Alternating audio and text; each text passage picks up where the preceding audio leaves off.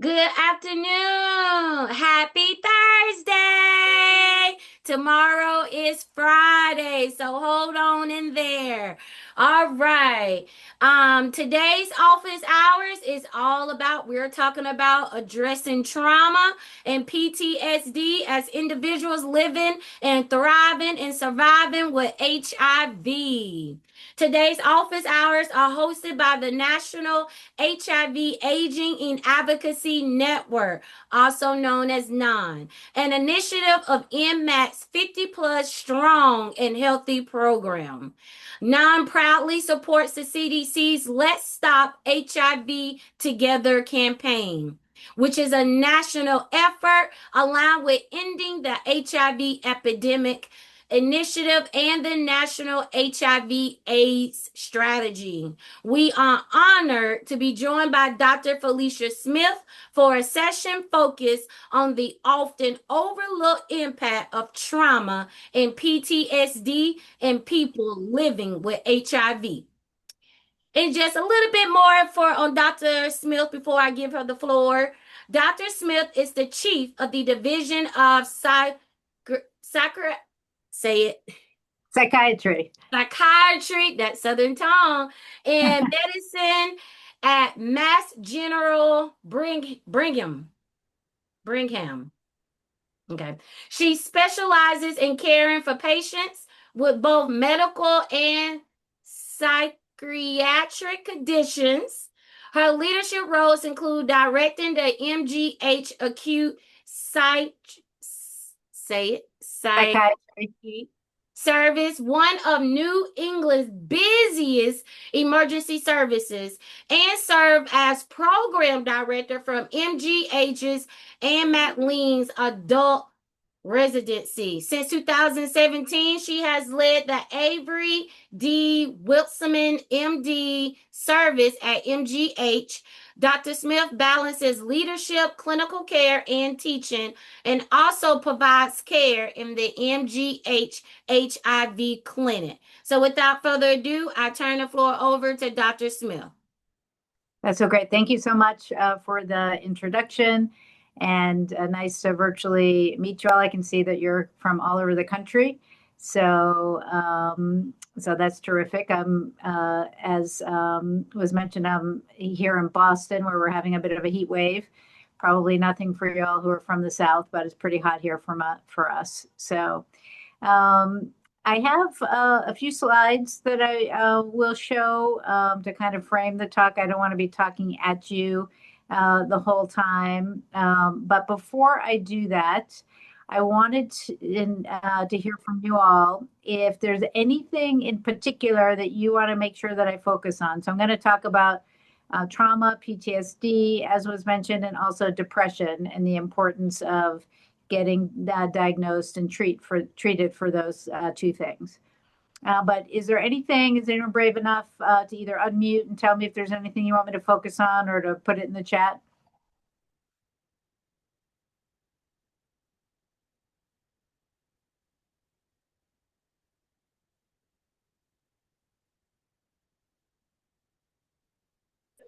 Are they all related to each other? Okay. Yep. So that's great. I'll talk about that. Catastrophic loss. Okay. For sure. Difference between trauma and PTSD. Great. We'll definitely hit on that. Let me see if there's anything else coming up there. Yeah, beautiful. How do mental health issues like PTSD affect viral suppression? We'll talk about that for sure. Great. So those are some good starting points. If you have anything else that comes up, please put it in the chat. Also, unmute yourself, interrupt me at any time. As I said, I'm going to try not to talk for too long with the slides. I'll go over some of the slides, and then I might have you guys, how long does PTSD last? Great. I'll have you guys break into some breakout groups and for a little bit of discussion, and then we'll kind of come back together. So let's see if I can actually share my slides.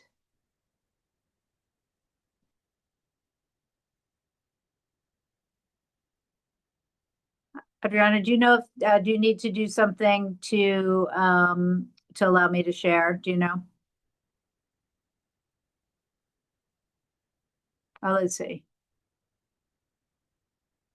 No.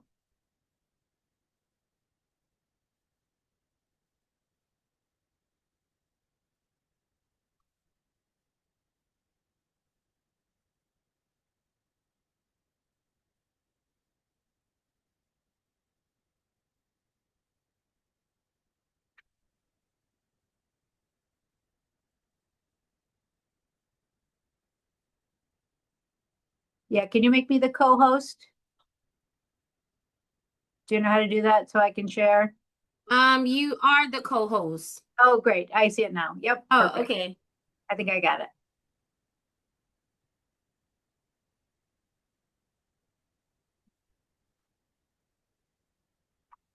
Let's see. Sorry.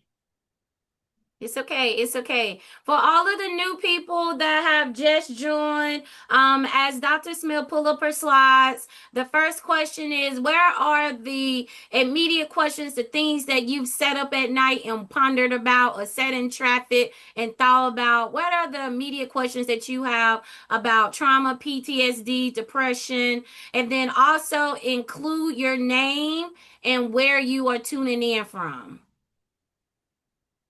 Cool. All right. Can everyone see the slides now? Yes, ma'am. Beautiful. All right.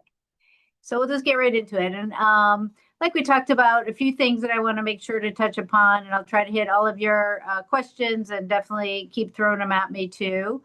I want to help you understand the diagnosis of depression and PTSD, or post-traumatic stress disorder. We'll talk about why this is important, and that will answer hopefully quite a few of the questions that you posed in the chat. So we were thinking along the same lines. And then we'll have a breakout group, and then we'll come back and we'll discuss treatment of depression and PTSD. So what is depression? So this might seem kind of basic. You know, we talk about depression. Oh, I feel depressed all the time. You know, everybody kind of probably has used that word at some point.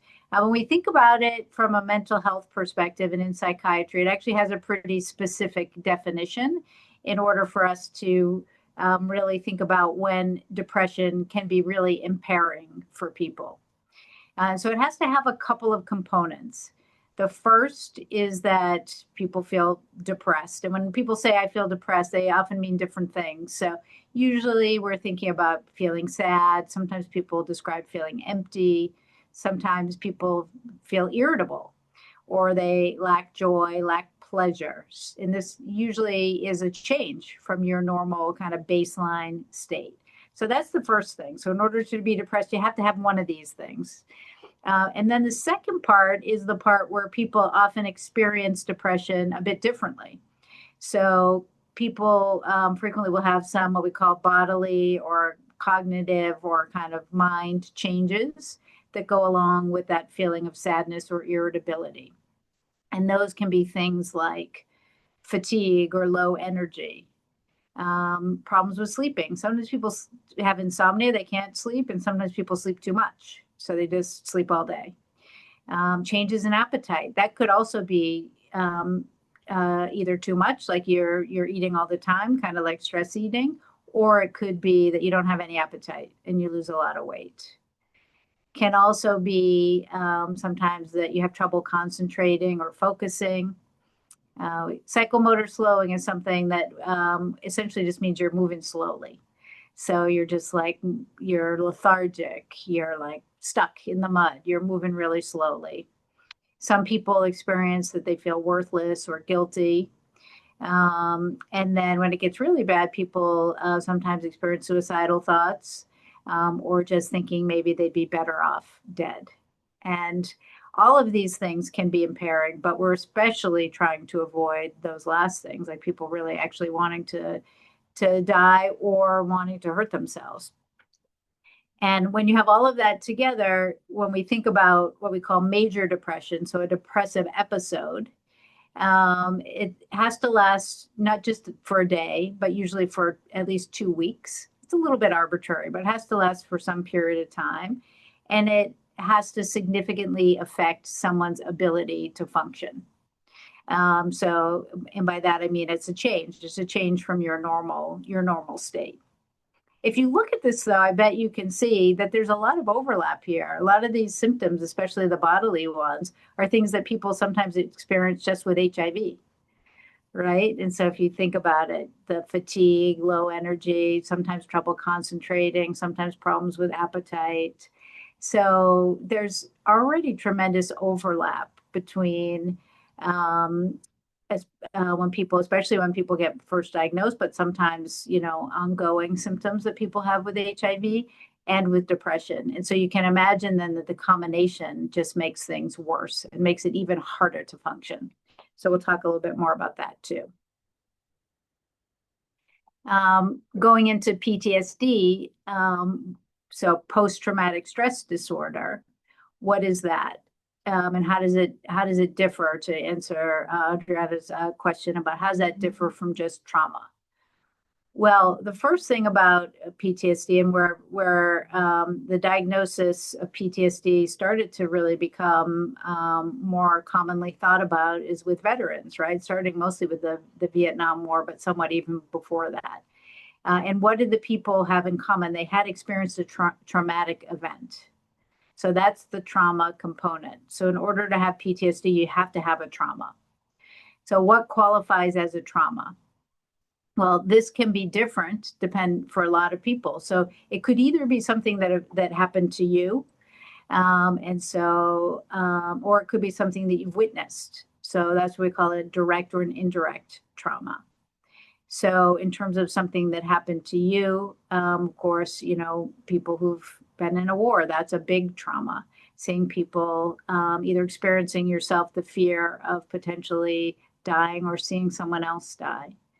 But there are also lots of other smaller type traumas that could really be significant in someone's life. So certainly any kind of abuse that an individual is subject to, whether it's emotional abuse or physical abuse or sexual abuse.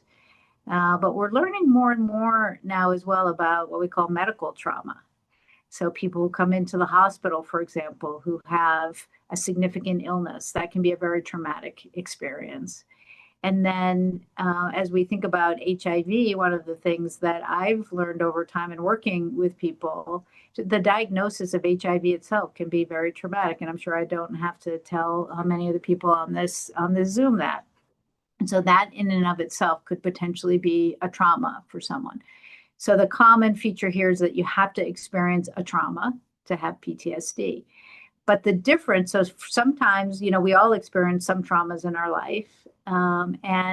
You could experience what to me would be a major trauma, and it might not affect you in the same way as it does me. And it can be hard sometimes to differentiate when someone is going to develop PTSD from a particular trauma. So you experience the trauma, and then it's the symptoms that follow that make the diagnosis of PTSD. And those symptoms are in a few categories. So one is what we call intrusion symptoms. So that's things like nightmares, flashbacks, or startle response. Someone walks up behind you and you startle. Now, I do that all the time, and it's not because I have PTSD, but for people with PTSD, this is like really significant kind of a startle. Really a real fear response. You get dry mouth, you might get sweaty, that kind of thing. People with PTSD also have what we call avoidance symptoms. So they avoid anything that's going to trigger those memories or thoughts or feelings, because when those are triggered, the experience of that response is so traumatic to someone. So you can imagine if you're living your life and you're trying to avoid anything that's going to make you remember that trauma, that can be really difficult to try to constantly be avoiding those types of symptoms. And then the third piece that sometimes people experience is mood changes. And this is where there's a lot of overlap with depression and PTSD. And that's why I wanted to cover both. And so people can get depressed, or they start to blame themselves, they have low self-esteem, or just feel detached from other people or from reality. Sometimes people can get very angry or they can have self-loathing. So that's PTSD. So you have the trauma and then you have some combination of these symptoms. And as I mentioned, it can be hard to predict if someone experiences trauma. I might see someone who was in a terrible car accident in the work that I do, and they don't develop PTSD, and we're not quite sure why that is. We're happy when that happens, but someone else might have something that seems like not as big of a deal to me, but it might be very traumatic for them, and they might develop PTSD. So one of the real important take-home messages there is that we don't want to assume if someone's going to develop it or not. We want to always kind of do that screening and hear about individuals' experiences. So that's PTSD and depression kind of in a nutshell. And then I wanted to just focus for a couple of minutes on the why. Like, why are we talking about this? Why is it important to screen for, diagnose, and address these issues, just in general, in the general population, but specifically in individuals with HIV and AIDS? Well, for a whole bunch of reasons. One is that depression and HIV and PTSD to some extent are both leading causes of disability globally. And when I say disability here, I don't necessarily just mean going on disability. I mean, impaired functioning, keeping someone from achieving their full potential. And when you put the two together, then it's even more burdensome. And if you put all three together, depression, PTSD, and HIV, even more burdensome. So it can be really hard to function, to achieve your full potential if you have all of those things. So we want to really make sure that we're aggressively treating all of those. So they contribute to worse quality of life, with major socioeconomic burden. And by that, I mean just what I was saying before, like hard to achieve your full potential. Sometimes for some people, hard to work, hard to get a job. That can be understandably extremely detrimental to people. Also, if they get really bad and people become suicidal, that's what we're trying to avoid, as I started with. Suicide rates, unfortunately, are really on the rise in the US and around the world. Suicide right now is the 12th leading cause of death in the US, which is really not a good statistic, really scary, and it's increasing, unfortunately. And so this is why we really want to focus on this. And sadly, suicide rates are somewhere between 8 and 10 times higher in individuals with HIV than the general population. There are probably a lot of reasons for that, but a lot of which likely have to do with just what we're talking about, depression, PTSD, and then, of course, the stigma associated with the diagnosis of HIV and AIDS. And when we have breakout groups, maybe we'll talk a little bit more about this. So this is part of the why. This is why we want to make sure that we address all these issues. Already kind of mentioned some of this, but if you have HIV or AIDS, you have somewhere between 2 and 4 times higher risk of developing depression. Somewhere between 20 and 40% of people with HIV and AIDS will be diagnosed with depression or have depression. And we want to make sure we make these diagnoses, because at the end, we'll talk about the good news is we have treatment. So I'm painting kind of some doom and gloom here, but what we want to get to is the importance of treatment.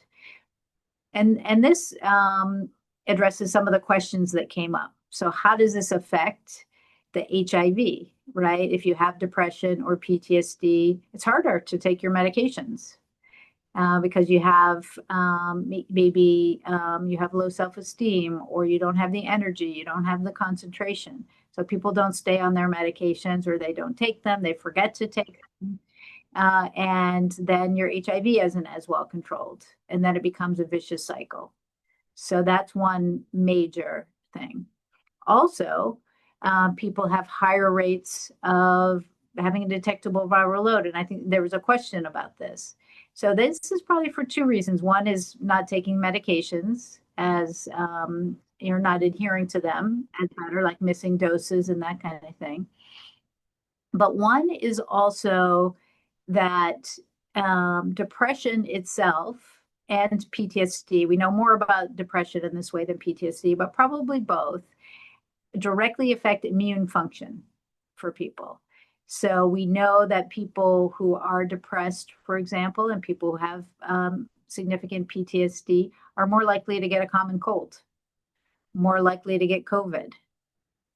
And so the mental health issues can depress your immune function. So even if you're then taking all of your medications, you still could be at higher risk of having problems with your CD4 counts and your viral loads. So this is another reason why we really want to focus on treating these conditions to keep the HIV in good control. And then, of course, it's just no fun to be depressed or have PTSD. So you have lower quality of life.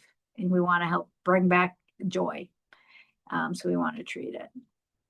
Same with PTSD in terms of rates are much higher, sadly, for people with HIV. And this is kind of astounding. So in the general population, the rates are somewhere between 2 and 4% of general population.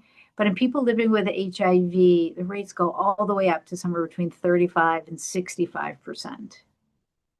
That just astounds me every time I think about that.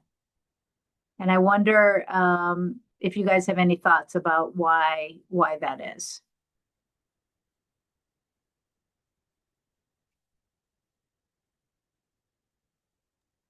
And if you don't want to share out now, please note there is a breakout question that's going to get to those barriers as well. So we're going to get a response one way or another today. Yeah. So Paul looks like raised his hand.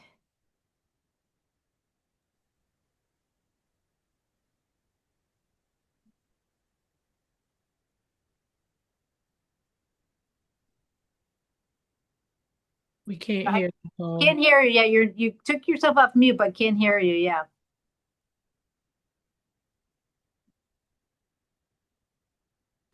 Is that better? Yes. Okay. So every time I lose somebody, I relive all of the people I've lost.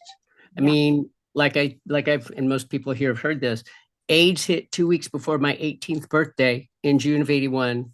And my first friend died in August of 81, and they haven't stopped. So every time somebody dies now as an adult in my 60s, when they should be dying, I'm still reliving every single one of those over and over and over again. Yeah. So that's the trauma of the illness. Yeah. And it keeps happening. Yeah. Thank you for sharing that. And as I said, at an early age, at 18, as I was just becoming an adult. So it was, that too. Yeah, so that's right on the slide, right? And so one of the risk factors, I said before, it's hard to predict, but we do have some predictors. And one is if you have a trauma exposure at an early age. And it sounds like that's exactly what you're talking about. And then the repeated traumatization is exactly what you're talking about as well. Mary, you had a thought. Oh, sorry, unmute. Yeah. It's along the same lines as what Paul was talking about, that repeated traumatization, but it's coming from different angles at all the time as well.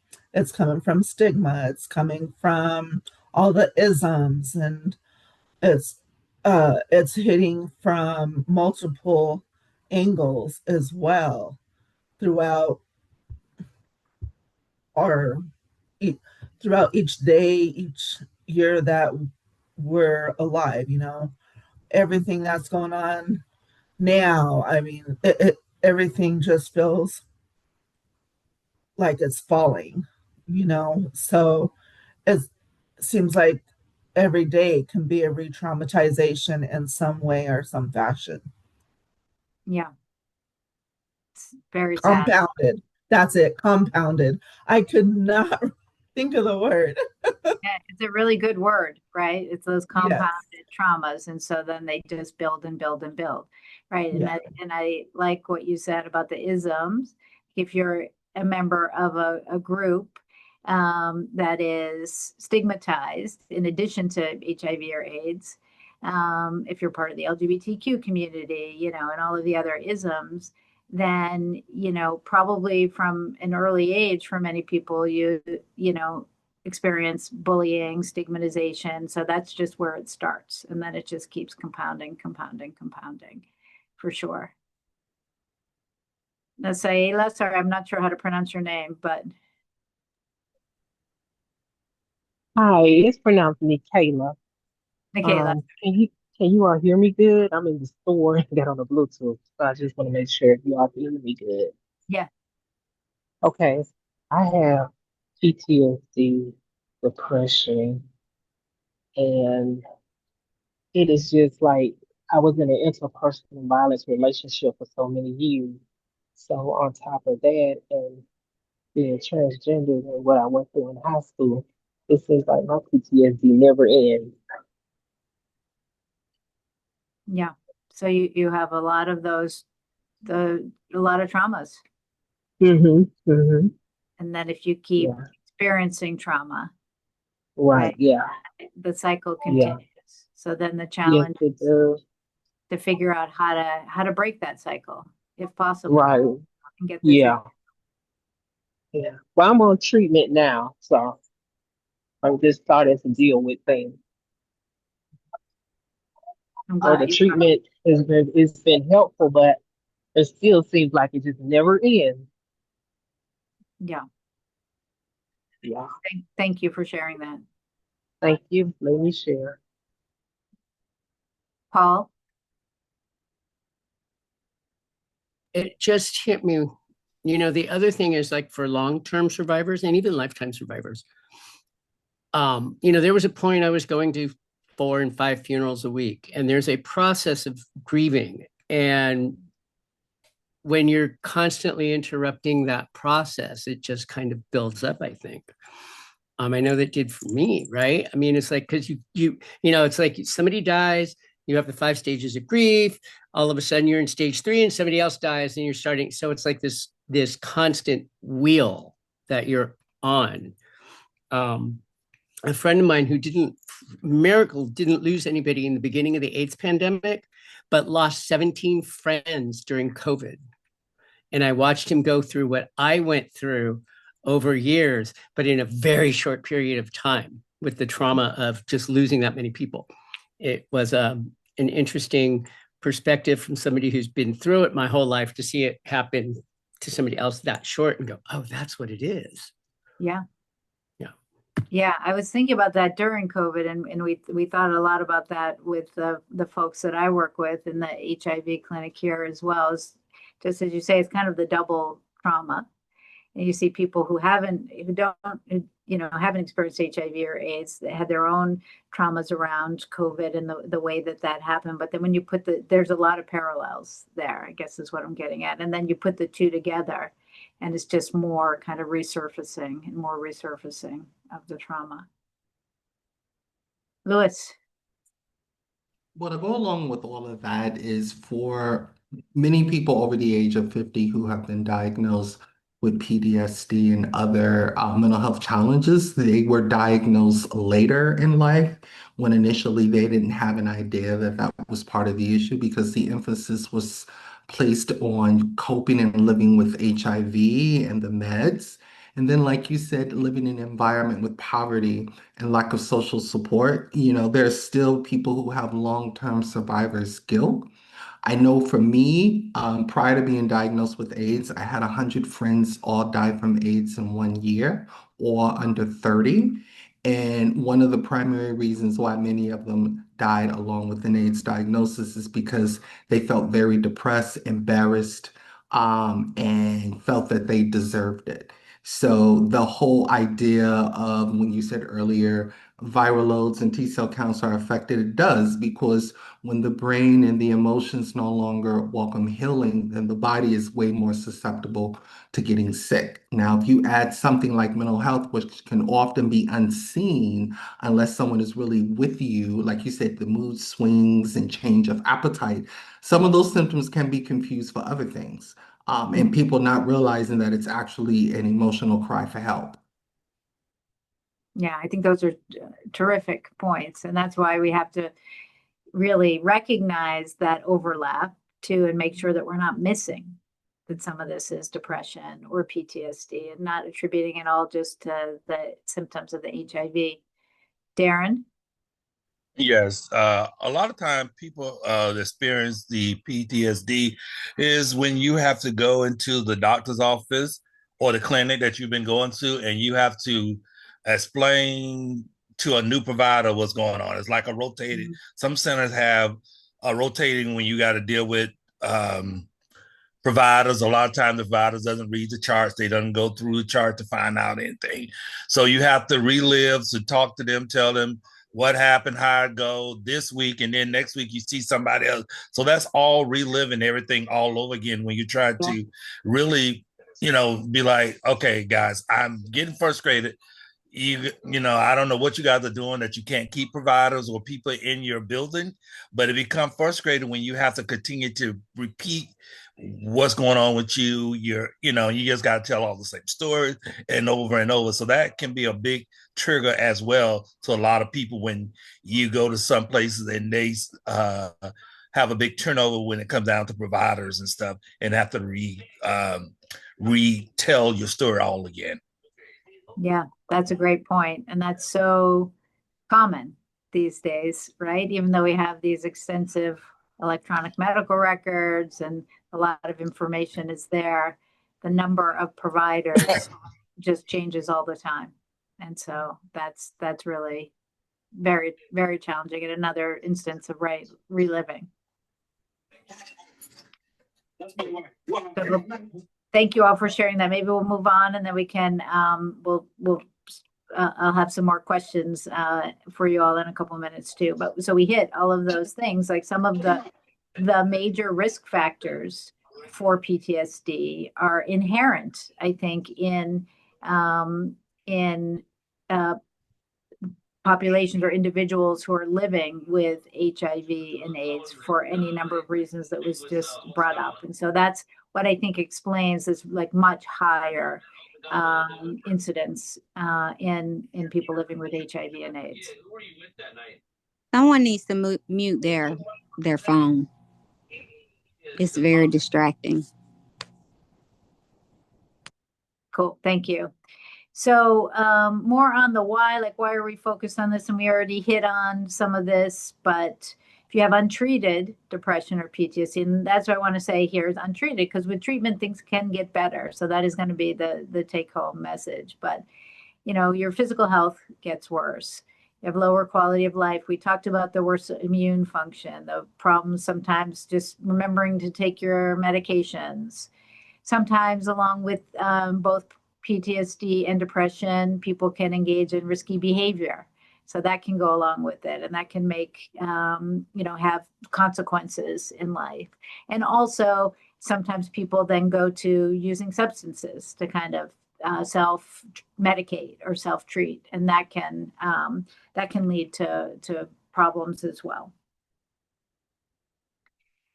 So we already talked about some of this, and I wonder, since we have a relatively small group, maybe we'll just use the same format for the sake of time instead of doing a breakout group.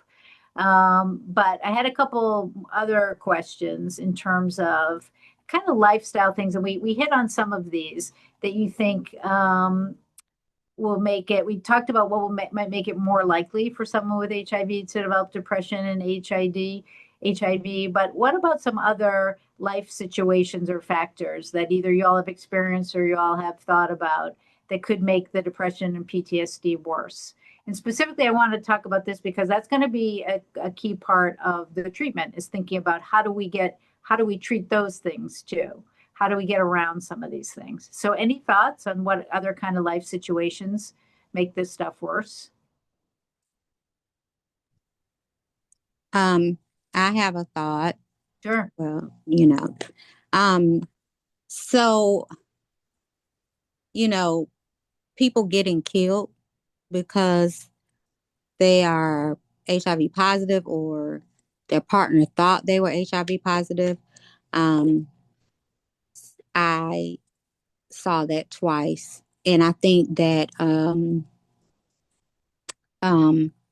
it leaves you in a state of I'm not going to say fear, but you're always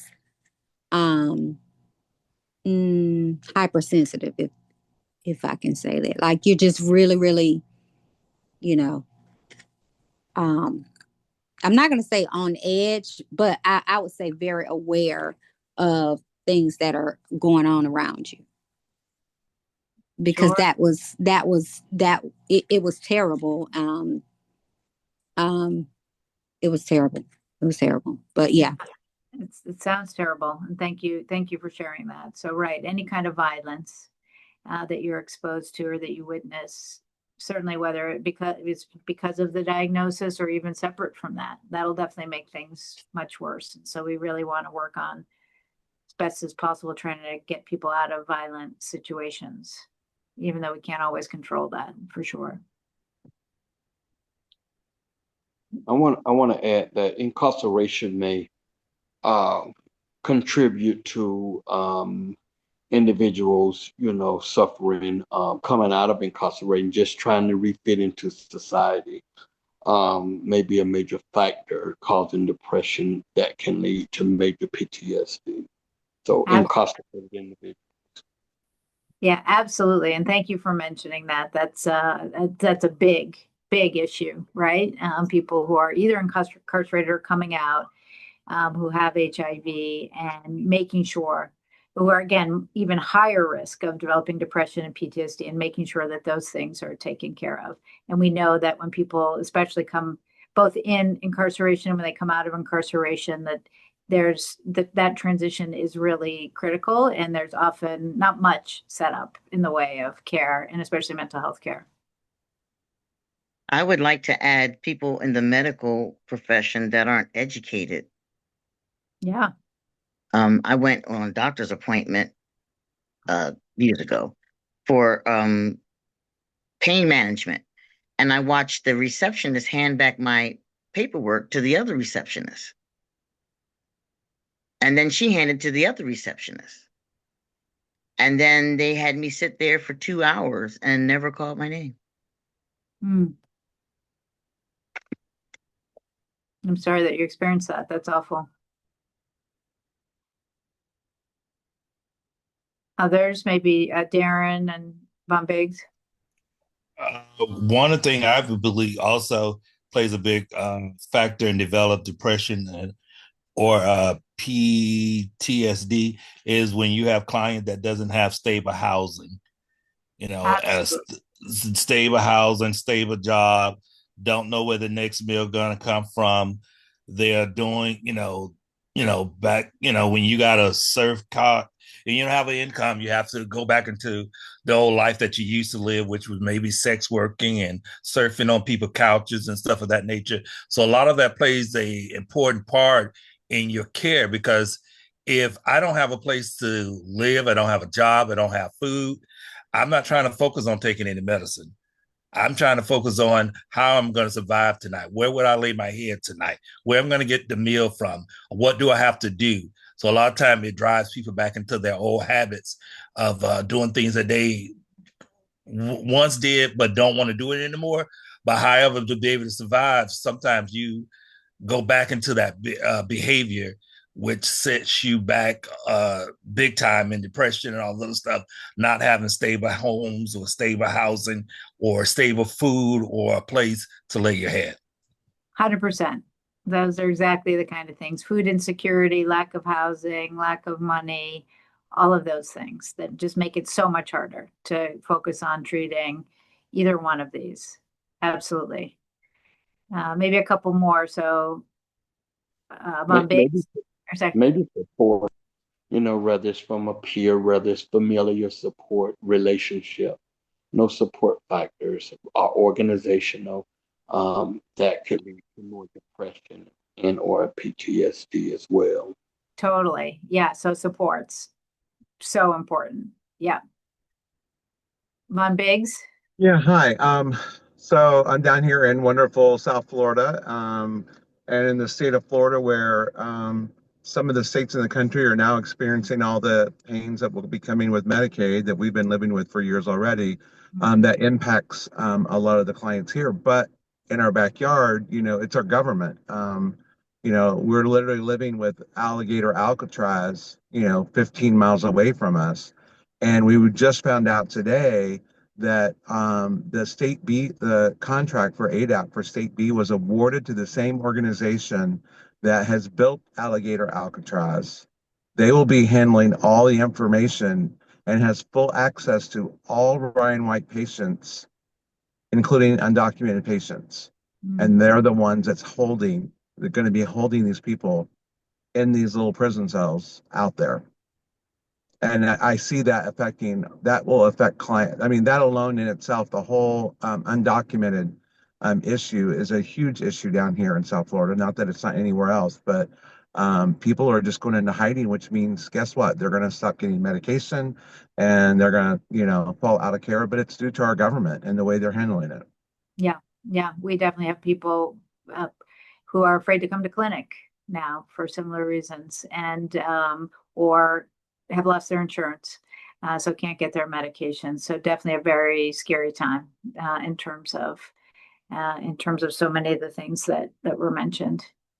So let me move on just to talk about a couple more things, and then we'll just open it up for general comments or questions to make sure I touch on everything that you want to. So good news, as I said before, so we've talked about kind of the doom and gloom, like what the problems are, why it's really important to make these diagnoses, how it affects individuals. And the good news is that there's treatment. And so the treatment, I think of it in a kind of three buckets. One is managing those contributing factors, and that's why I wanted to talk about them in some detail. Now, some of them, like maybe the government that was just brought up, we may or may not be able to do as much about them as we hope, right? So some of them we can put all of our efforts into being politically active and trying to do as much as we can. So I'm not saying I'm hopeless in that way, but some things may be more in our control or less in our control, but we want to try to recognize what's going on for each individual. So whether it's helping out with food insecurity as best we can, or housing as best we can. Again, these are not small problems, understandably, but they can be really big problems. But recognizing those issues and using whatever is at our disposal to help with some of those issues, increase supports, find community centers, find support groups, those kind of things, to really focus on helping with as many of those contributing factors as we can, addressing social isolation. So that's one bucket that I think about. The next bucket I think about is what we call behavioral interventions, therapy. Now, I know that we don't have the same access to therapy everywhere, but we really need to focus on that, getting people into therapy with social workers, psychologists, whomever. And there's all different kinds of therapy. Exercise. Now, this can be hard to do, right? Especially if you're feeling depressed, you're feeling fatigued, but there's good evidence that exercise, even walking, can actually really help with depression and with PTSD. So as much as we can encourage people to get active, and then to focus on nutrition, which can be easier said than done for folks, especially if they're having food insecurity. But we don't want to miss those things because they can actually all help. And then medications is the last bucket. So I'll talk just briefly about medications. I won't go into everything because that would be like a whole nother hour or two in and of itself. But I'll talk about a few things here. First thing I'll say is that most medications actually have not been specifically studied for people with HIV and AIDS. And in some ways we may, an antidepressant, works for most people. In other ways, there might be some specific nuances that it would be great if we had better studies for. So what we usually focus on is making sure that we're minimizing side effects. And sometimes people with HIV and AIDS do have a few more side effects. So that's kind of what I focus on. And then there are lots of different types of medications. Some people here may have some experience with them even. The big categories are serotonin reuptake inhibitors. Those are medications that you hear about, like Prozac and Celexa and sertraline.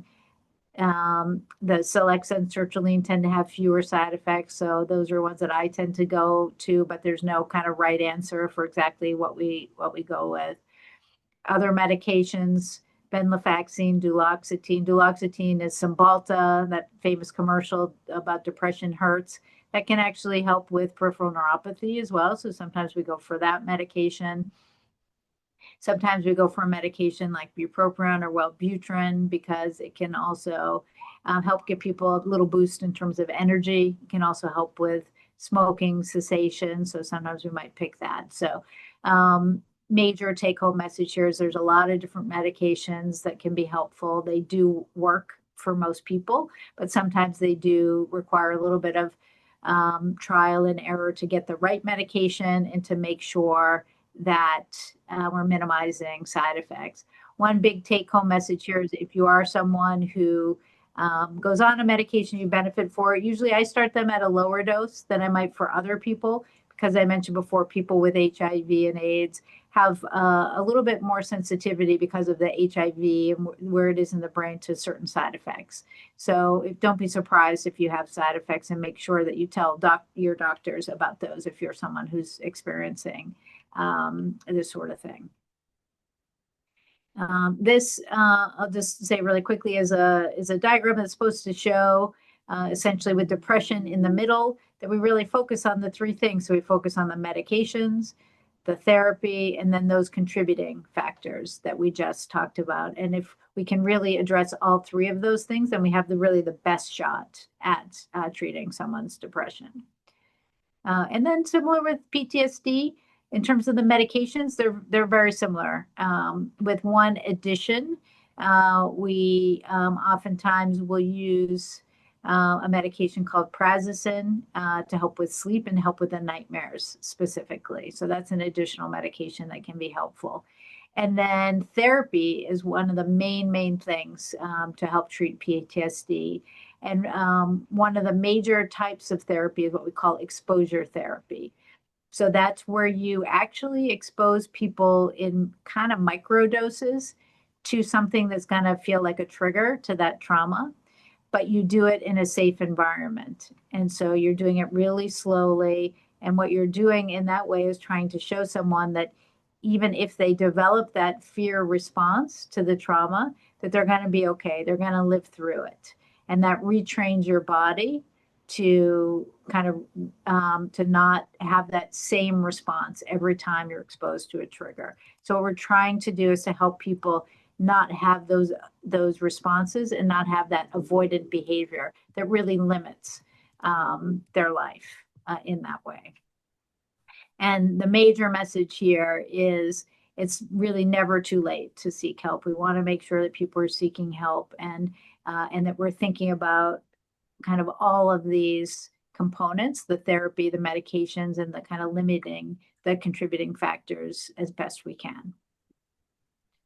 I'm going to stop sharing and knowing that we have just a few more minutes, open it up for any more thoughts or questions.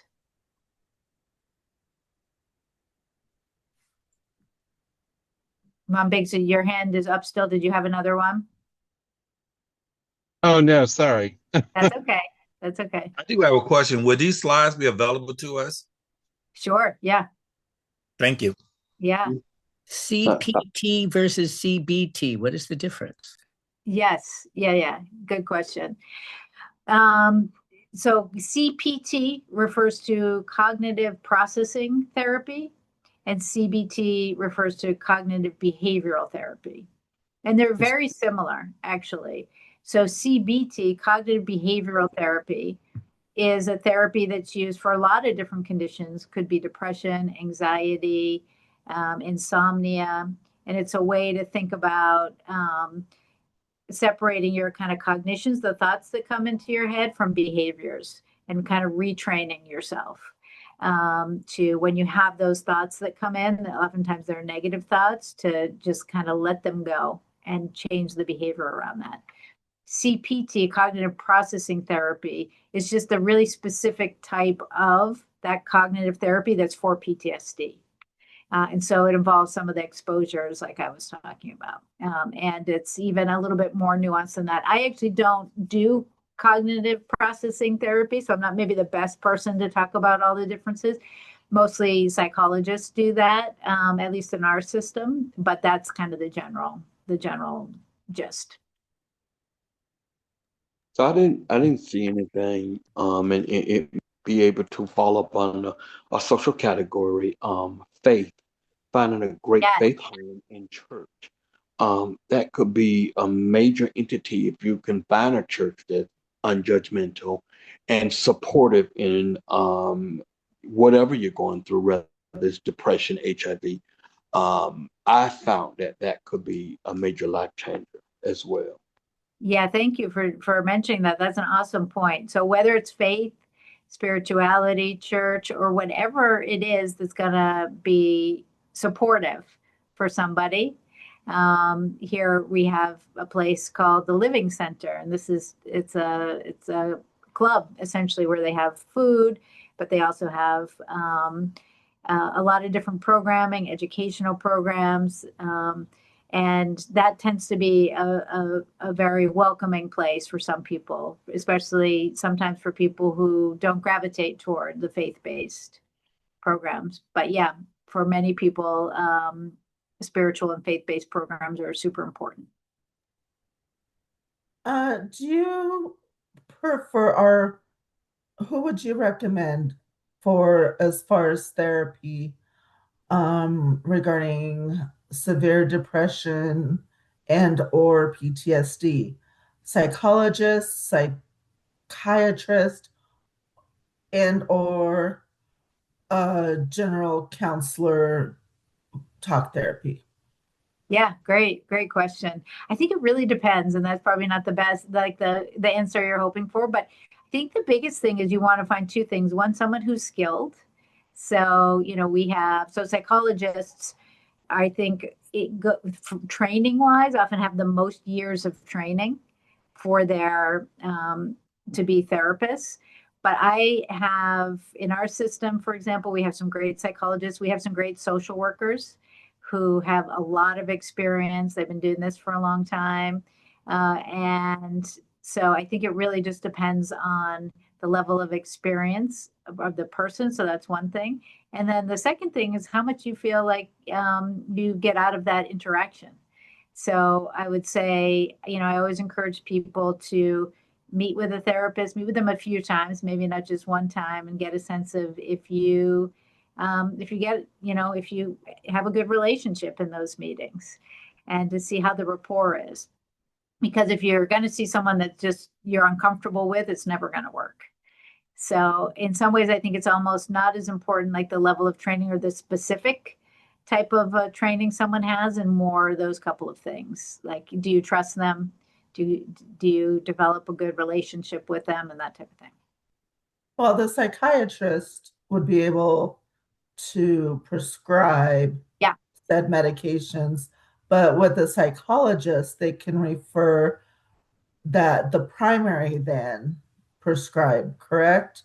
Yes. So sorry. So, and I didn't talk about the psychiatrist, which is what I am. So ironically, I left myself out. But it depends. It probably depends a little bit on the area of the country too. We hear some psychiatrists do more therapy. A lot of psychiatrists mostly focus on prescribing medications. So when I see people, for example, I'll just say in my clinic, I meet with people for a half hour. So it's not like I just meet with them for 2 minutes and prescribe a medication. So we do some therapy there too. But then if I think someone's going to benefit from therapy, I will often also refer them to a therapist who might be a social worker or might be a psychologist. Now, not everybody has access to multiple different providers. So you could also do it another way where you could be seeing a psychologist, and maybe the HIV doctor or the primary care doctor would prescribe the medications. So it just depends a little bit. You could come at it from a lot of different ways. Thank you. Yeah.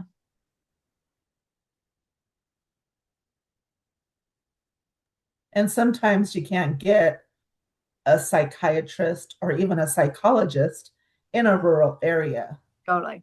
Yeah. So, it's about navigating that as well. Absolutely. Yeah, absolutely. I think, hopefully most of the time a primary care doctor could help you as well. If you can't find anybody, think about it. They usually have some idea of who they refer to.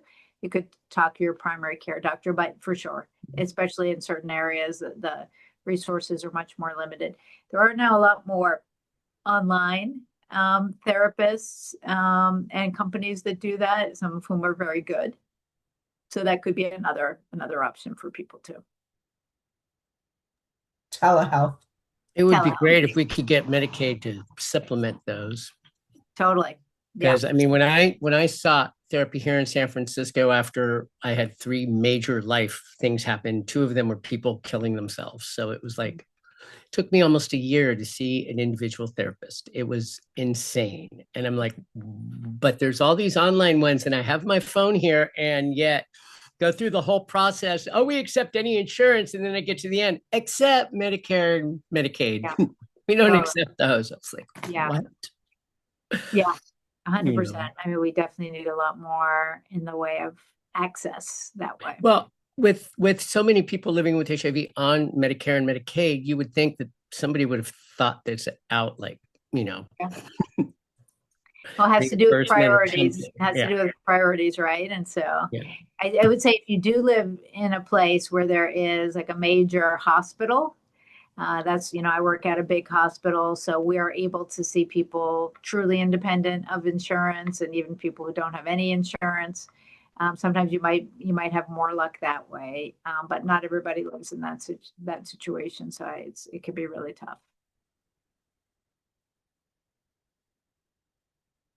Other questions or comments? Is there anything I didn't address that you were hoping I would?